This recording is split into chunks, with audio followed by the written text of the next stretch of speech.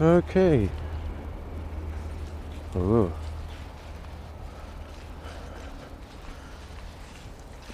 Might have fairly limited battery life. Everything is reporting that it probably needs a charge, and that's my fault. So we've got sound, we've got the right volume on the recorder, we've got all the things plugged in, so this should work, and all kinds of stuff like that. So what's happening? So apologies for no videos on Monday or Tuesday.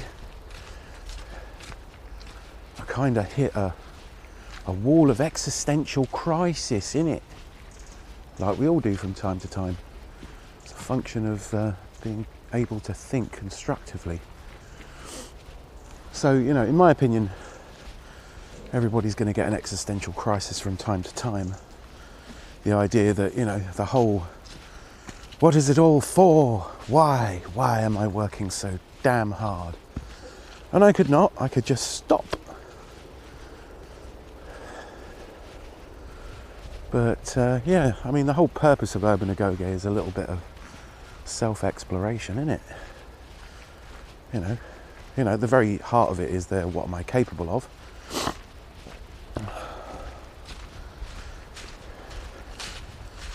You know, and I'm a bit fitter. I'm asking myself bigger, more complicated questions. And that can be work. I'm asking questions of my friends. I'm trying to get a grip on everything. But where does wanting to be right and diluting your own ideas, you know, where does wanting to be right and then, you know, adapting your ideas to fit in with more people? Because we're social animals. How do you know when that's happening? You know, is there even a point to existence? How do you gauge whether you can take the advice of someone that you think is smarter than you, but you're not sure? You know, what's going on? You know, sort of like, you know, so Monday I definitely had a long walk trying to figure out what the point of it all is and trying to, you know, reduce everything through asking myself some very hard questions. Yeah. And did I come back with any answers? Did I bugger it? So yeah.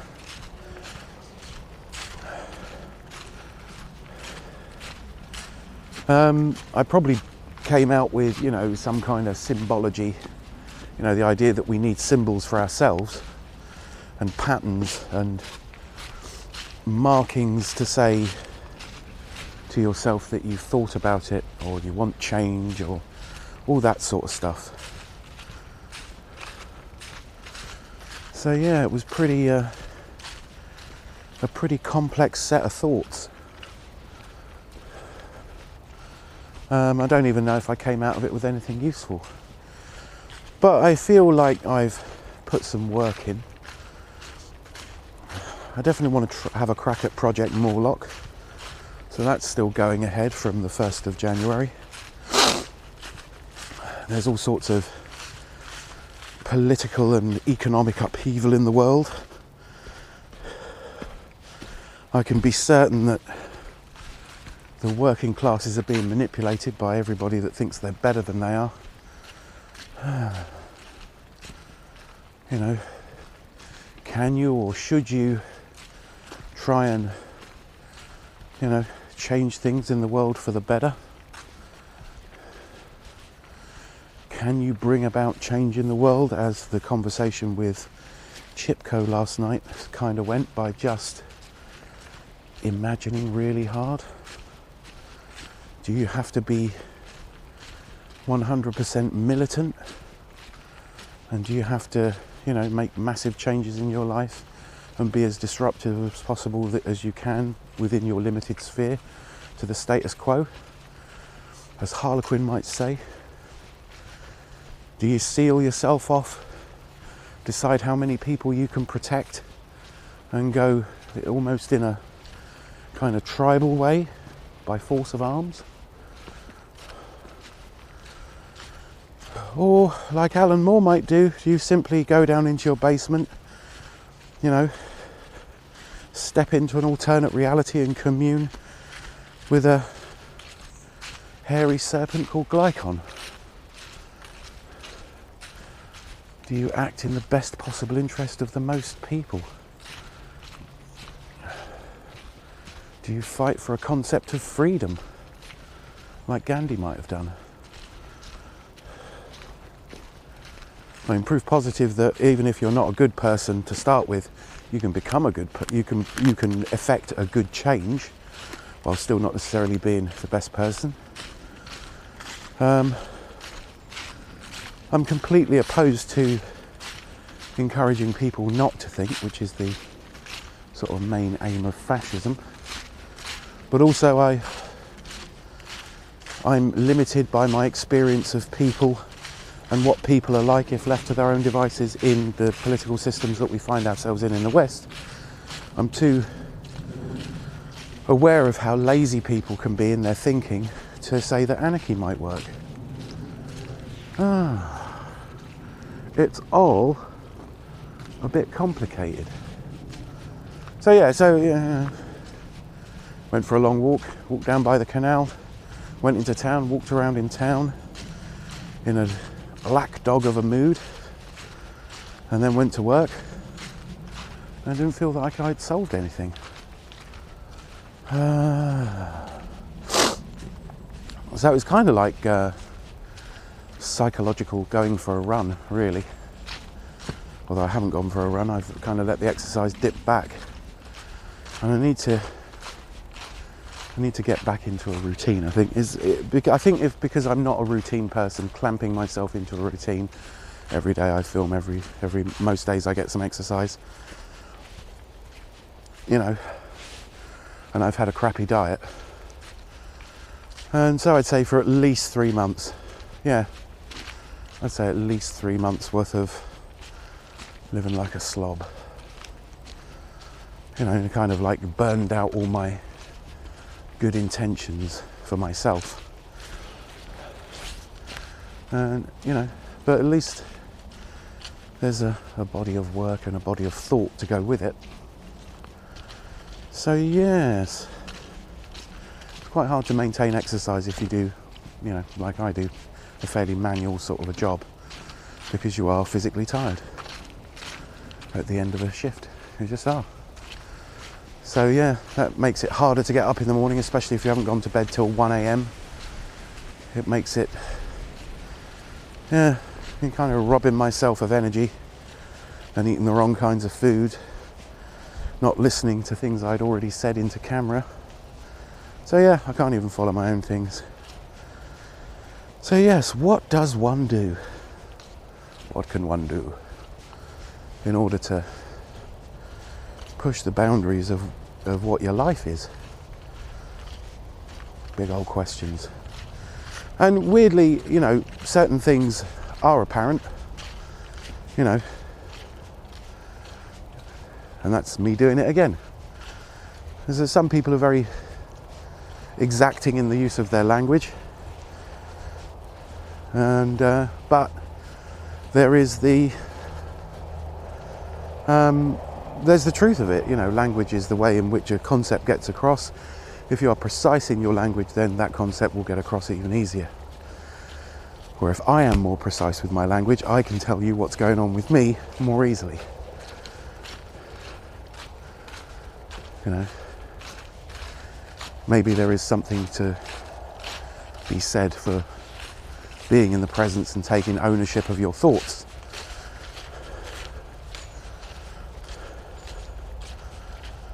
So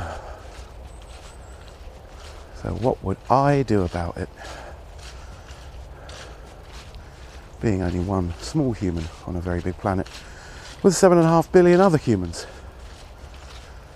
So let's try non-combative plus ownership language. Let's try and make a video that takes on board some advice. So I am going vegan. I am going to try and stop smoking. I am going to try and get out of debt. Now, the one thing those three, ideals for myself for this coming year, and it's an arbitrary thing, it's just psychologically, if you've got a beginning and an end of a year, you can give yourself permission to completely relax up until that point and then do some work on yourself before then to make that transition to your new self easier. Or I will make it. See? It's like how about I am going to, chill out, and then I am going to try and reduce the amount of money I give to large corporations. So, I do not want to give up the internet. I think Netflix is a fair thing to have. So that's two bills that I'm not going to get away from. But I do think that the uncomfortable truth that I'm paying a corporation that sells something that damages people and is somehow allowed to continue, that I am giving them money to, shorten my lifespan and make me less healthy. So I am going to try and quit smoking either before the new year or at the start of the new year. I probably need to be away from people when I do that. So you might get a non-smoking, very boring diary along the lines of me talking about veganism. I am also going to do my damnedest to go vegan in the new year. I'm mostly vegetarian now, and I would like to get out of debt because I'm literally giving the bank money. I'm giving the bank money to do nefarious things with. So it's that thing where I am paying the bank about £60 a month for some, that's my interest charges, probably a little bit more, maybe even £70 a month, because I wanted some more imaginary money so I could buy things with the imaginary money. So for me, I think reducing my dependence slightly and reducing the level to which I fund large institutions that are literally working towards their own benefit or the benefit of the people that run them or own shares in them. And I am just giving them my labour, which is transmuted into these imaginary numbers. So I am giving them 3 shifts a month. That's just the banks. I'm then giving 4 of my work shifts a month to the tobacco companies.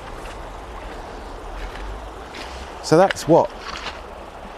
6 shifts a month. So for every 3.5 weeks I work, or 4.5 weeks I work in any given, if you average out the months, it turns into about 4.5 weeks, roughly. So there's me working 4.5 weeks a month, and at least a week of that, so getting towards 25% of my output, that's after tax. So I give about, to various taxations, about a shift a week. So one of the days I work a week is to pay for tax. One of the days I work every week is to pay large institutions, sometimes for the pleasure of having an advance on my meagre wages, and some of them literally paying them to help me kill myself or destroy my health so I die pretty close to the age of 65.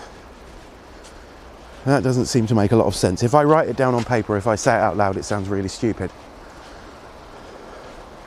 And then for me, another shift a month. So we're getting on to 7 of my, shall we say, 20 odd shifts. So a quarter of the days I'm working every month. So you can add in probably another £20 a week that I would spend on meat products. So yeah. So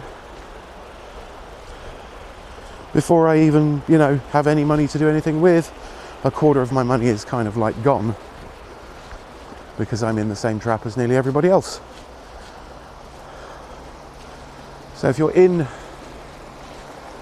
if I imagine myself, you know, surrounded by a whole bunch of, you know, like I'm a wild animal caught in a trap and I've got snares attached to each limb, things will go a lot better if I chill out or I unshackle myself from a few of those snares. So yes. So for me, you know, increasing my level of freedom sounds like a good idea. Now, I'd also like to, you know, share ideas and produce art and a kind of counterculture, because I don't think we really have one. So do we have a counterculture in the West? I mean, I don't know about other places in the world. I'm limited by being a single white dude. So is there a counterculture I can either bring into being or be a, you know, sort of like, or help to shape? Or, you know what, if I found a counterculture I could live with, just be part of it. I'm happy to be part of it as long as I can agree with it all. I'd like to not be in a counterculture that says, yeah, but then they said this and this was really wrong. So, you know, like my idea about, you know, it would be nice if there was some sort of marking that said product was ethical and that had been independently adjudicated, and yes, nobody was oppressed in the making of these. Maybe if it's a concern, I could be sure that no animal products were used, because I don't think it's necessary. I think we have alternatives. But, you know, if there's a successful counterculture, then become mainstream culture. I don't know, maybe then it always needs to be some sort of counterculture. There always needs to be people thinking alternately. Maybe my thinking isn't even that original. See, that's the problem. I want to do something. I want to feel that I can justify my existence, because I think that's where a lot of my stress comes from. Maybe you're the same, you know. Or maybe it's just a knock-on effect from an era when, you know, you get a C at school and a notification that I don't think they use anymore, but could do better. Maybe I'm constantly trying to make up for wasting my own idea of my potential. Ooh. So, the first bushcraft skill you should learn is making bushcraft psychiatrist's couch. Lay on couch made of twigs and speak to psychiatrist. Yeah. So, yeah. The long and short of it is I've spent 2 days trying to figure out my place in the universe. And I think other people go through this too. But at least I have the freedom of, you know, being creative as a result of it. So, you know, at no point in the last 2 days was I just sitting there stuffing Doritos into my mouth going, ooh, what's it all about? I was really trying to wrangle it out, and I still don't have an answer.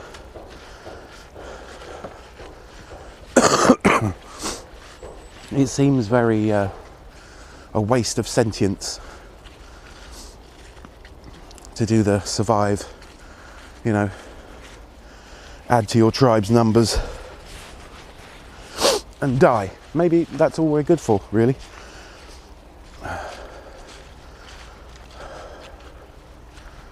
But there's, you know, it's like I'm not entirely sure where, you know, where I am on the scale of having, you know, a big enough ego to think that my voice matters, besides people that I admire who do it way better than I do. But, and I'm trying to convince myself that age is no barrier to creativity. Like real creativity. I mean, I don't mean making a battleship out of matchsticks. I mean, trying to come up with something new and valuable that I can share. And that's some serious fucking ego, isn't it? You know, there have been humans on the planet for like at least 100,000, maybe 250,000 years. And probably every one of us wanted to do something unique. And maybe now we're running out of unique stuff to do. Or maybe we're at the cusp of everybody being able to produce something unique. Ugh.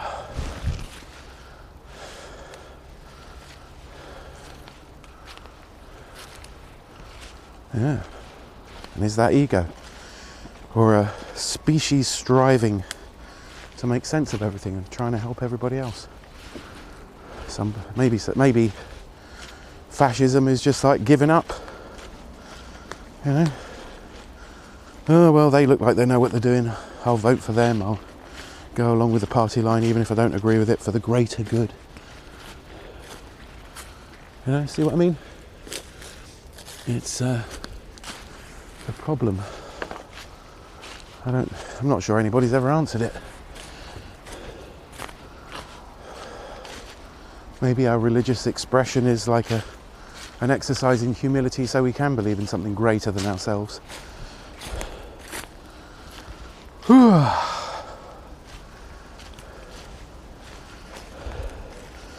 Maybe the whole survivalist system is kind of like an exercise in improving our fitness to survive coming problems, or a fear response. So we assuage our fears by saying, oh yes, it's all going to fall over, but I will be all right. And the select people that I like will be all right. It's complicated. And not helped by things like Brexit and the upcoming general election in the UK and the rise of fascism in the world. Because we haven't got enough elders to say, wait a cotton pick a minute, this never ends well. You know, out and out fascism in a country, you know, unless the touch is so light and the reward's really great, can't last. It always falls down. As Jakar said, quoting someone, I need to look that up really. You know, no population has ever been held by force of arms alone. There is always a reckoning. And another war.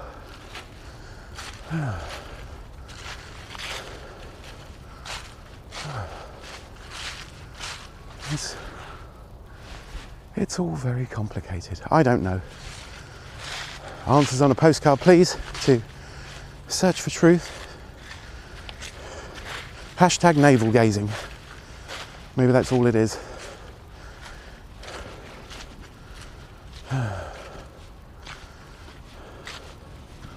You know, should you or do you have the right to try and organise people? I don't know. Maybe the best I'll ever be able to do is try and form an ethical framework without religion. Maybe that will be the best I can do, taking other people's ideas and putting them in as simple a framework as possible. So yeah, you're welcome to comment. But, you know, that's what I've been doing for the last couple of days. Like, your working class philosopher, trying to make sense of it all in the absence of people being short and to the point, you know. You can fire 3 shots a minute, but can you stand? So yeah. So that's where I'm going to leave it today, because I'm nearly home. So if you have watched it all the way through to here, thanks for watching, and do take care.